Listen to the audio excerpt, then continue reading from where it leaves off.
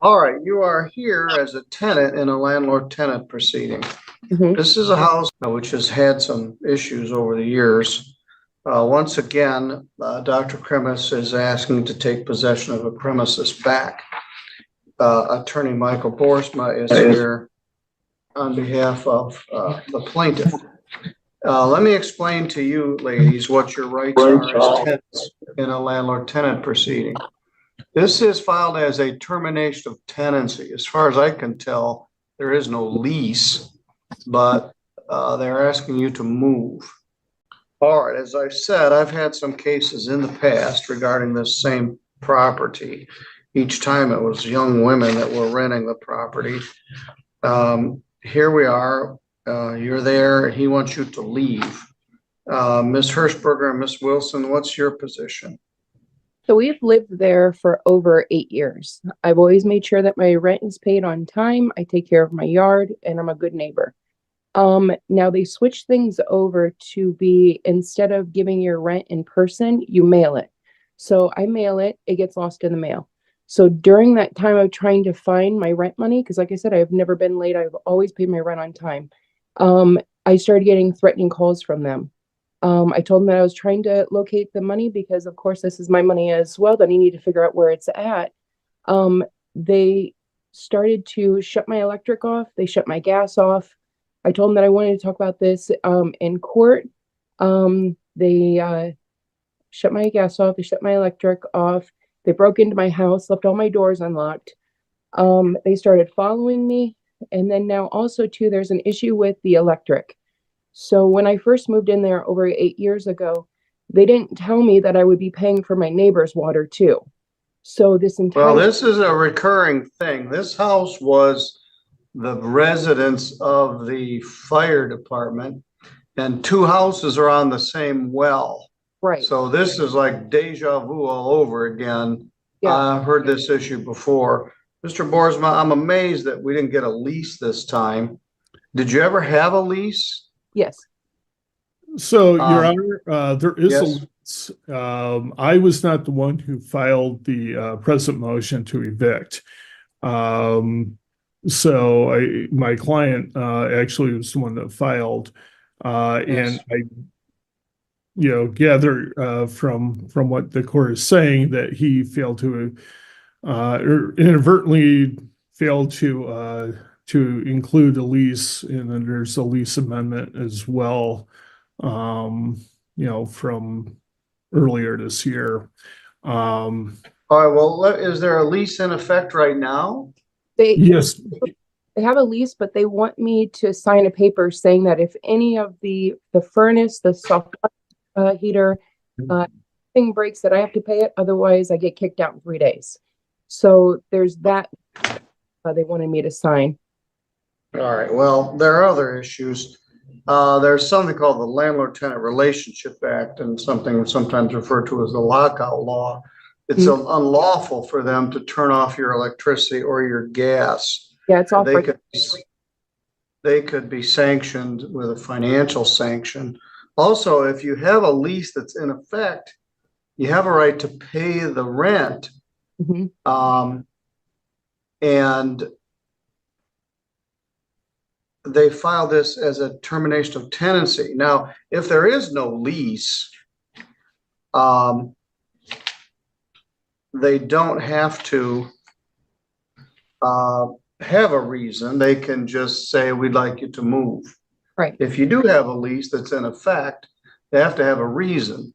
Either you haven't paid your rent, in which case you have a chance to pay the rent. Or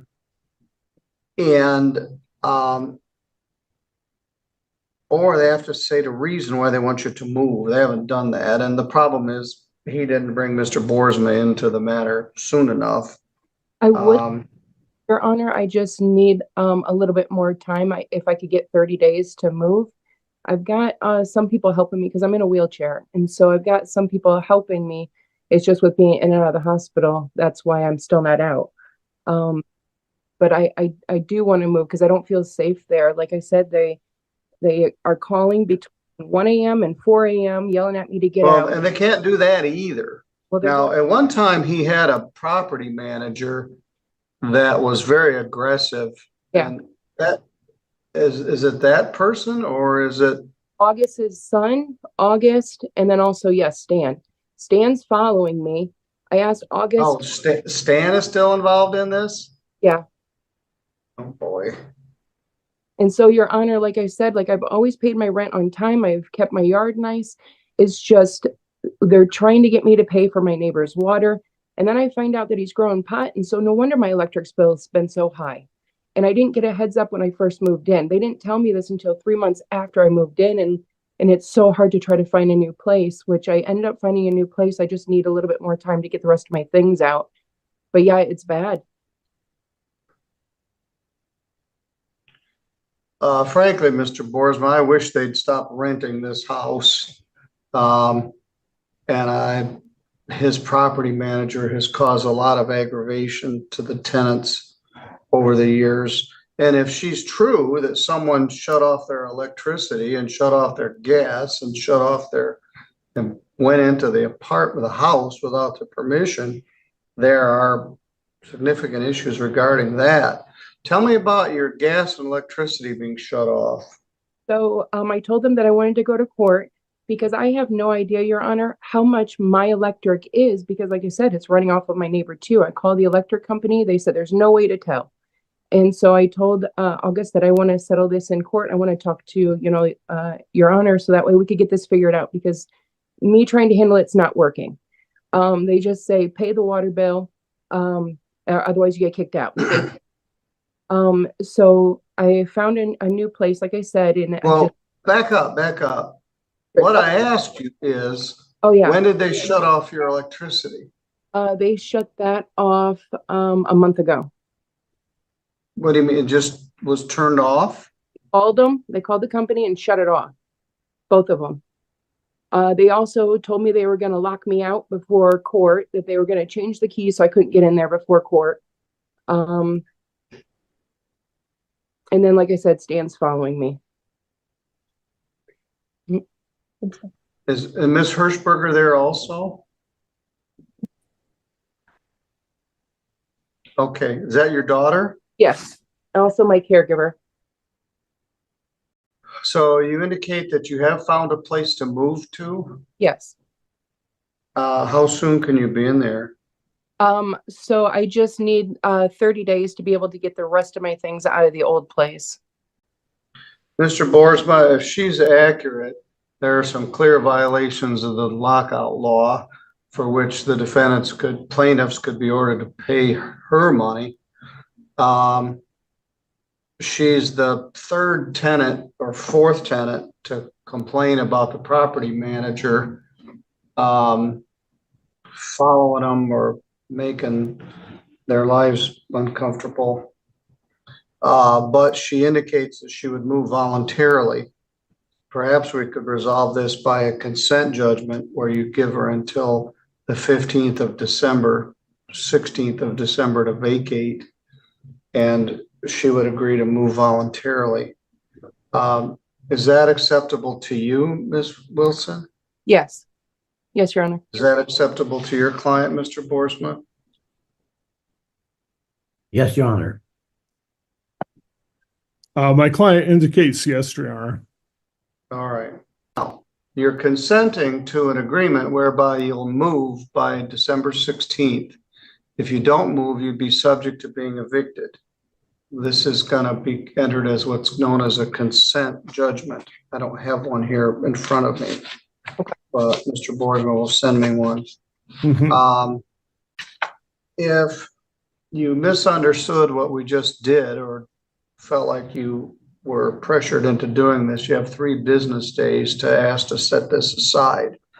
But what I'm going to do is enter an order that says you have consented to moving by December 16th. If you don't move by December 16th, you're subject to being evicted. When you move, you need to turn in your keys and give your forwarding address within 4 days of your moving.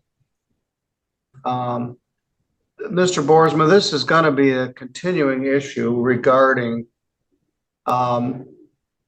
this well. Mm-hmm.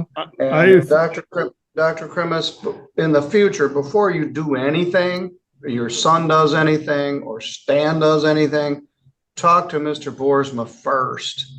You can have yourself in some significant difficulties by turning off your tenant's electricity or gas, or calling them in the middle of the night. So you're to stop, not to have any contact with them pending this move out. Or you could end up paying her a substantial amount of money. So she's going to agree to move voluntarily. When you file a complaint, you're supposed to file a copy of the lease. I don't think you even have the right to the relief you're asking for. I think she has a right to pay her rent, but she wants to get out of this situation, and I don't blame her. So she's going to move by December 16th. She'll turn in the keys and give the forwarding address. Mr. Boersma, I think you've got our email address. I believe I do, or I can call the clerk's office and get All right. that. So Very good. Well, if you'd email me a judgment, I'll sign it. All right. Ms. Wilson, best of luck. Thank you, Your Honor. And I will send you a copy of that judgment when I get it and sign it. All right, I appreciate it. All right, thank you. Thank you. Thank you. thank you, Your Honor. In this landlord-tenant hearing, Judge Middleton addressed a long-running problematic property where the landlord, Dr. Chemis, once again sought possession from tenant Ms. Wilson, who has lived there for over 8 years with consistent on-time rent, well-kept grounds, and no behavioral issues. Ms. Wilson explained that after rent payments were switched to mail, one of her mailed payments was lost, leading to aggressive threats from the landlord's side, including late-night harassing calls, attempts to lock her out, and even unlawful shutoffs of her electricity and GASOL violations of the Michigan lockout law. She described further issues, being forced to pay for her neighbor's water due to a shared well, unexplained high electricity bills possibly tied to the neighbor growing marijuana, and the landlord's property manager Stan allegedly following and intimidating her. The judge noted that similar complaints have occurred with this same property for years and expressed concern that the landlord failed to file the required lease with the eviction claim, which legally weakens their case. Despite these issues, Ms. Wilson stated she already secured a new place and only needed 30 more days to move due to mobility limitations and recent hospitalizations. Recognizing her desire to leave voluntarily, the judge proposed a consent judgment, allowing her to remain until December 16th, after which she must turn in the keys and provide a forwarding address. The landlord's attorney agreed, and the judge cautioned the landlord and his associates that any further harassment, lockouts, utilities, shutoffs, or unauthorized entry could expose them to significant financial penalties. The judge ordered all contact with the tenants to stop immediately and instructed the attorney to prepare the written judgment. Ms. Wilson thanked the court, and the matter concluded with protections in place until her scheduled move-out date. For more information, like and subscribe my channel.